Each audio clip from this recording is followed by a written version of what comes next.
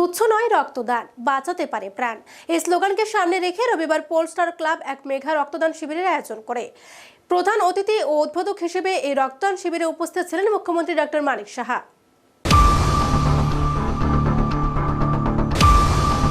মুখ্যমন্ত্রী professor doctor Manik Saha মহোদয়ের কাছে রক্তদান শিবিরটি পরিদর্শন করব আপনাদের সবার কাছ থেকে। আমরা স্বাগত জানাচ্ছি শ্রদ্ধেয় মুখ্যমন্ত্রীকে।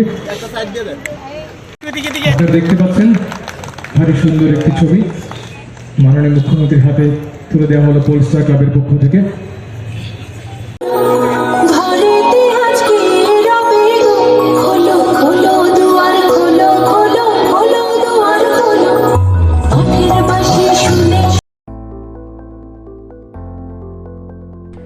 রবিবার পোলস্টার ক্লাবের পক্ষ থেকে এক মেঘা রক্তদান শিবিরের আয়োজন করা হয়।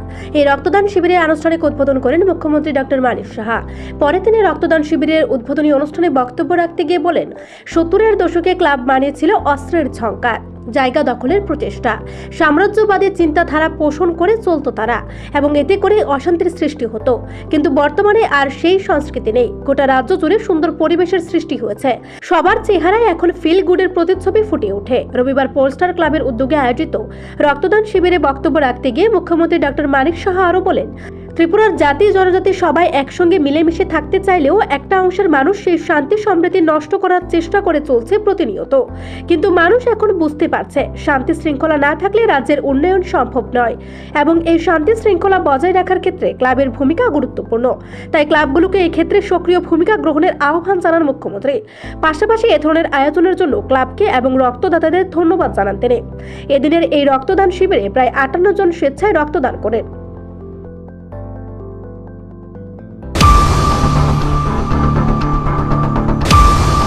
ক্লাব এবং সব জায়গার থেকে, সেখানে ডাক্তারদের সংগঠনই হোক, ইঞ্জিনিয়ারদেরই হোক, এবং বিভিন্ন সংস্থা, তারা কিন্তু যখন কোভিডের সমস্যা হচ্ছিল, কোভিডের নিয়ে রক্তের স্বল্পতা দেখা দিয়েছিল, যখন এজ এ মুখ্যমন্ত্রী আমি আহ্বান করলাম, তখন কিন্তু দেখা গেল যে হাত বেড়ে। ত্রিপুরার মানুষ কিন্তু খুব সেন্সিটিভ। ভারতবর্ষে আর কোথাও আছে কিনা আমি জানি না, কিন্তু এখানে যখন সমস্যার বিষয়ে যখন আহ্বান করা হয়, সাথে সাথে কিন্তু মানুষ তার রিপ্লাই দেয়, এবং সেটা কিন্তু আমরা দেখতে পাই।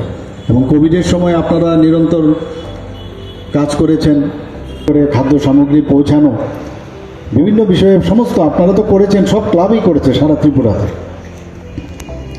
এবং এটাই আমাদের, যে আমরা we are born for others, not for myself, যে আমরা মানুষের তরে, মানুষের জন্য আমরা জন্মেছি, সেই কাজটা আপনারা করে থাকেন।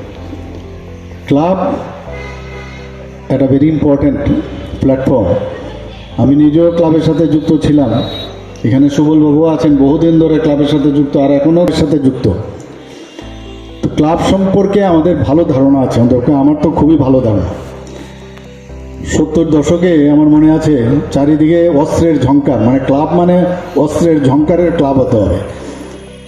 জায়গা দখলের একটা প্রচেষ্টা, যে আমার সীমানা কত, এই যে সাম্রাজ্যবাদী চিন্তাধারা, তখন কিন্তু অনেকে বলতো, আমরা অন্যদেরকে সাম্রাজ্যবাদ বলতো, কিন্তু ক্লাবের মধ্যে নিজেরাই সাম্রাজ্যবাদী চিন্তাভাবনা ঢুকিয়ে দিয়েছিল। এতে করে ক্ল্যাশ হতো। এখন কিন্তু সেই একেবারেই নেই সেটা, এবং একটা সুস্থ সংস্কৃতির পরিবেশ এখন ক্লাবের মধ্যে গড়ে উঠেছে। একটু আগে ছোট ছোট মেয়েদের আমরা দেখলাম কি সুন্দরভাবে ওরা নাচ করলো। সময়ের অভাবে হয়তোবা আরও কিছু পারফরমেন্স ওরা করতে পারতো, তো সময়ও কম।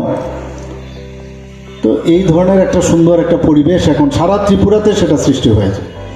মানুষ পছন্দ করে না অশান্তি, শান্তি সম্প্রতি সবাই চায়। আজকে জাতি জনজাতি, আমরা বারবার বলছি, আমরা একসাথে আগেও ছিলাম, আমাদের মধ্যে কোনো বিভেদ ছিল না, কিন্তু অনেকে চেষ্টা করে এটাকে একটা প্রাচীর গড়ে তুলতে। আমরা তো 28টা রাজ্যের মধ্যে নিচের থেকে আমাদের এখন 5ম স্থানে। উইমেন অ্যাট্রোসিটির যদি কথা বলেন, সেখানে আমরা মানে 3য় স্থানে আছি নিচের দিক দিয়ে, সর্বনিম্ন। তো এই যে অবস্থা, আস্তে আস্তে করে মানুষ বুঝতে পারছে যে যতক্ষণ ধরে শান্তি শৃঙ্খলা না থাকবে কোনো কাজ হবে না। আজকে আপনারা যে কাজটা এখানে করছেন, যদি এখানে অশান্তি থাকে, সম্ভব এটা হবে না। তো সেইভাবে ডেভেলপমেন্টও যদি আমাদের করতে হয়, আমাদের রাজ্যের ডেভেলপমেন্ট এখন মাননীয় প্রধানমন্ত্রীজির মানে আদলে আমরাও কিন্তু সেইভাবে চলছি। মুখ্যমন্ত্রী প্রফেসর ডক্টর মানিক শাহ মহোদয়ের কাছে রক্তদান শিবিরটি পরিদর্শন করেন। আপনারা দেখতে পাচ্ছেন ভারী সুন্দর একটি ছবি মাননীয় মুখ্যমন্ত্রীর হাতে। এদিন রক্তদান শিবিরে মুখ্যমন্ত্রী ছাড়াও উপস্থিত ছিলেন আগরতলা পৌর নিগমের মেয়র দীপক মজুমদার সহ অন্যান্যরা।